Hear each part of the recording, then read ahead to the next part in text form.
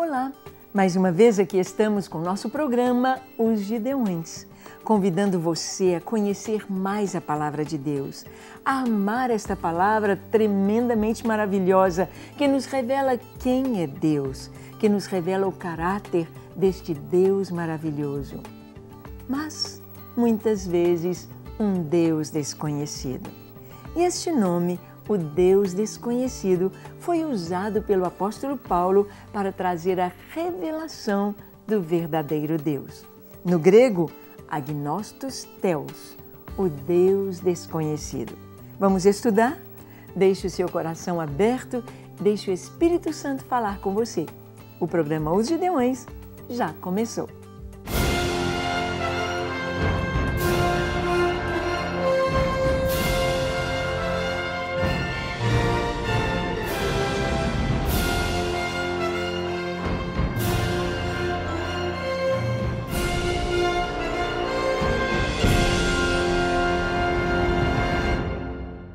Muito bem, vamos então estudar um pouco sobre este Deus maravilhoso, o nosso Deus, o Deus de Israel, o Deus que é santo, o Deus que é perfeito, o Deus que é eterno, o Deus que é o Criador, o Deus que é soberano, o Deus que é onipotente, onipresente, onisciente, o Deus que é justo, o Deus que há de julgar, mas muitas vezes um Deus desconhecido. Desconhecido por suas criaturas. Incrível pensar isto. Vamos ver a palavra de Deus? No Novo Testamento, houve um momento quando o apóstolo Paulo, visitando os gregos, passando por Atenas, a capital da Grécia, Paulo então sobe até ali onde estava o Partenon, onde estavam os templos de milhares de deuses. Deuses da mitologia grega. Lá estavam todos os que você imaginar. Lá estavam o Deus da guerra, do mar, os deuses. A mitologia grega foi adotada pelos romanos, então os nomes gregos e romanos, Afrodite, Vênus, se misturam nesta história aí dos deuses gregos da mitologia. Deuses que tinham características humanas, deuses que tinham pensamentos como os dos homens, deuses que tinham uma vida tão bagunçada como as dos homens. Deus do vinho, Deus das bacanais, Deus das festas, das orgias, Deus do pecado, deuses que na verdade não eram deuses. Porque o único Deus verdadeiro é o Criador de todas as coisas. A palavra nos diz, não há Deus como o nosso Deus. Ele é único, eterno, verdadeiro. Os deuses dos homens não passam de ídolos, obras feitas pelas mãos dos homens.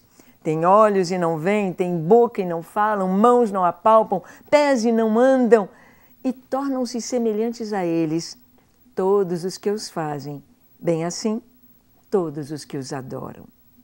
Sim, as pessoas que se dedicam à idolatria se tornam como mortos, insensíveis à realidade do Deus verdadeiro, do Deus que mostra sua perfeição nas obras criadas.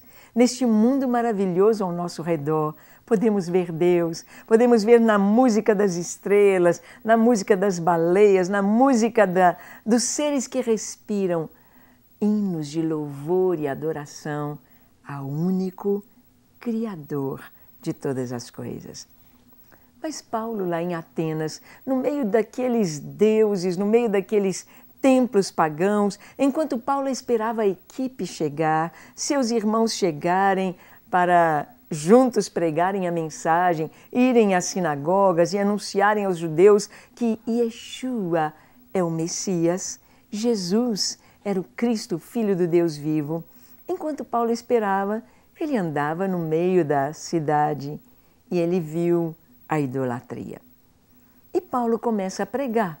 E ele prega onde? Onde todos pregavam suas ideias. No mercado, na praça. Então, quando ouvem falar de um Deus para eles desconhecido, chamam Paulo até o Areópago, até o lugar onde os filósofos se reuniam. e aonde os gregos ali queriam ouvir as últimas novidades.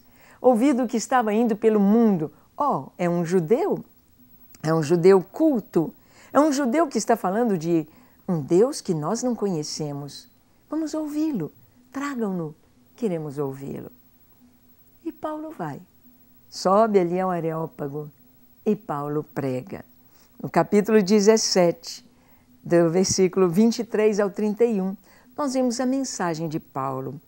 E diz o texto: porque passando e observando os objetos do vosso culto, encontrei também um altar no qual está escrito: ao Deus desconhecido. Pois esse que adorais sem conhecer é precisamente aquele que eu vos anuncio, o Deus que fez o mundo e tudo que nele existe, sendo ele Senhor do céu e da terra, não habita em santuários feitos por mãos humanas, nem é servido por mãos humanas, como se de alguma coisa precisasse, pois ele mesmo é quem a todos dá a vida, respiração e tudo mais. De um só fez a raça humana para habitar sobre toda a face da terra, havendo fixado os tempos previamente estabelecidos e os limites da sua habitação, para buscarem a Deus, se porventura tateando o possam achar. Bem que ele não está longe de cada um de nós, pois nele vivemos e nos movemos e existimos, como alguns dos vossos poetas têm dito, porque dele somos geração. Sendo, pois, a geração de Deus, não devemos pensar que a divindade é semelhante ao ouro, ou à prata, ou à pedra, trabalhados pela arte e a imaginação do homem. Ora, diz Paulo, não levou Deus em conta os tempos da ignorância. Agora, porém, notifica a todos os homens que todos, em toda parte, se arrependam, porquanto estabeleceu um dia em que há de julgar o mundo com justiça, por meio de um varão que destinou e acreditou diante de todos, ressuscitando dentre os mortos. Bem, Paulo estava ali diante daqueles homens, aqueles pensadores, a nata dos pensadores da época, filósofos cultos, que estudavam, tinham prazer em estudar, que buscavam o conhecimento. E quando ouvem Paulo falar sobre a ressurreição dos mortos, pensaram que era um outro Deus que ele anunciava. Anastasia, pensavam que era um outro Deus. Mas ele estava falando de Jesus, o Filho do Deus vivo, do Messias prometido. Paulo estava falando desta revelação deste Deus desconhecido. É muito interessante como este altar estava ali no meio dos altares de milhares de deuses.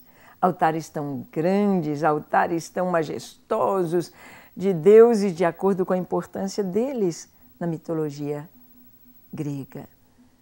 Um altar ao Deus desconhecido, sem imagem, sem um aspecto de homem ou de mulher ou de animal, um altar limpo, um altar puro, simplesmente escrito ao Deus desconhecido.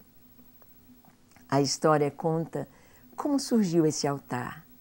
Dizem que houve uma grande seca na Grécia e não havia chuva e os animais morrendo e as pessoas perecendo. Então eles sacrificavam a todos os deuses e a seca permanecia muito forte. Então convocaram sacerdotes, nós precisamos que os deuses olhem para a nossa terra, senão vamos perecer. E o sacerdote disse, quem sabe nós não sacrificamos a algum Deus que seja desconhecido para nós. A um Deus que seja mais poderoso do que todos os nossos deuses. Um Deus que esteja no governo de todos os deuses dos gregos. Um Deus desconhecido para nós. Então vamos fazer algo. E disseram, vamos separar algumas ovelhas e vamos deixá-las sem água, sem comida, durante tantos dias, 5 dias. E depois vamos colocar água e comida.